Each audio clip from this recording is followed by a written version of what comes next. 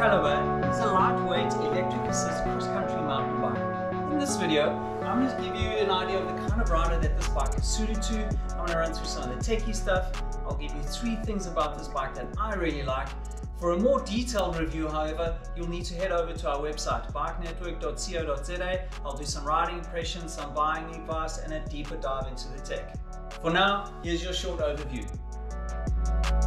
Right, so eCaliber is actually suited to riders like beginners who are looking to ease into the sport, looking for a little bit of assistance to help them make the move into the world of mountain biking. It's suited to anyone looking to do longer rides than their fitness or health may allow them to.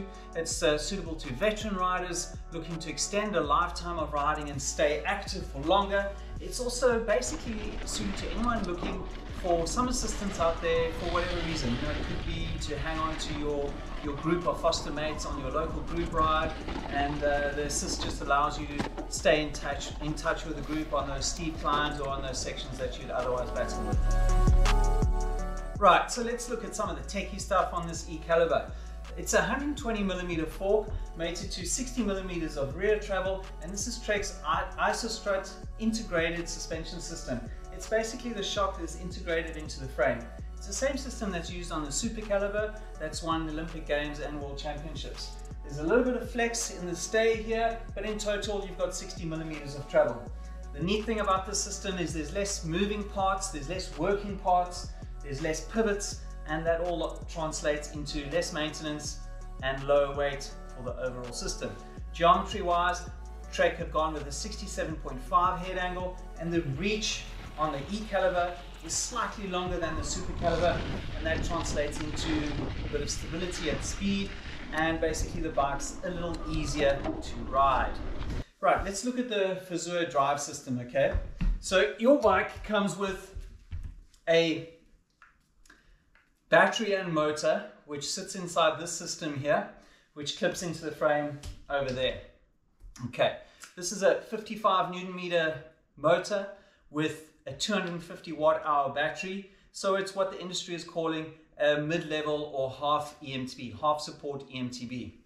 What the Fazua system also has is a compartment or sleeve, which is what I'm holding here, which allows you to ride the bike as an analog bike or non-e-bike, and allows you to obviously ride the bike as an e-bike. So that's kind of the unique thing about the Fazua system that Trek's gone with for this eCaliber. It adds to the versatility of the bike, and in a way it's kind of 2 bikes in one. So net weights with the sleeve or compartment, it's a 15 kilo bike, this 9.6 edition, or it's an 18 kilo bike as an electric assist cross-country bike. So the other neat thing with the Fazua system is this is a storage unit for things like power bar, energy bars, rain jackets, tool kits, tubes, beers, baguettes, whatever it is that you need to store in here, you can store it in here. Your bike obviously comes with a charge unit, which is just like any other electrical device. You plug it into the wall, you plug it into your battery, and it charges that way. So let's just talk a little bit about the support systems.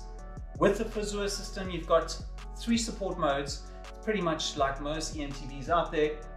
And those modes come with a factory preset option, which offer quite a broad range. There's a big differentiation between the modes in the standard factory settings, but through an app, through the Fazua app, you can fully customize those support levels to suit the way you ride and the trails you ride. So one more thing about the motor or the system, let me say, on the range, so I know that's on everyone's mind. Let me give you an example.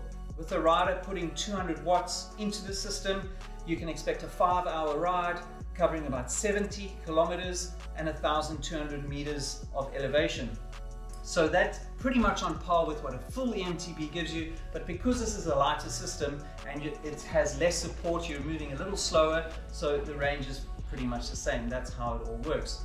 The beauty about this bike is if you reduce the assistance to a level of 0, that range number will punch right up. And although I haven't done it yet, but I think this bike can do 100k rides. If if you run it with the support system off for a period of time. Right, 3 things I really like about this bike. The first one is it rolls very fast. So what I mean by that is when the motor is disengaged, there is a distinct lack of mechanical resistance with this bike. The second thing I really like is it's actually very easy to ride. The revised geometry adds stability, and the low center of mass on this, the low center of gravity on this bike with the mass down here actually helps with things like grip and stability at speed. Third thing I really like is naturally its versatility. It's actually 2 bikes in one. So you ride it as an eMTB or ride it as an analog bike. Who can argue with the value of having 2 bikes for the price of one these days? Right, that's your overview of Trek's eCaliber. Remember, there's a full detailed review on our website, bikenetwork.co.za. You can ask me any questions on this bike in the comments below. And once again, thanks for watching, thanks for subscribing. See you on the trails.